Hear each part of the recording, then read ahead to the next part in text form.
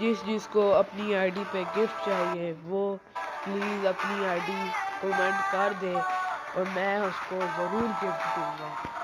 और जो आसान लिख दे कौन सा बंडल आपको चाहिए, आपको क्या चीज़ चाहिए, आपको डायमंड चाहिए।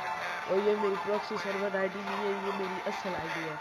ये मैंने इससे बहुत खर्चा किया और मेरा दिल करता है भाई आप दूसरों को गिफ्ट दूँ। अब आपको आपका भाई आ गया, अब आपको सारे गिफ्ट देगा।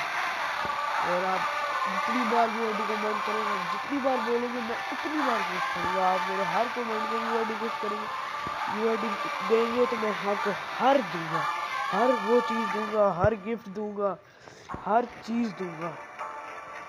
आपके पास नूब आईडी है तो मैं आपको एक आईडी भी दे सकता हूँ। आप मुझे सब्सक्राइब और लाइक ज़रूर कीजिए।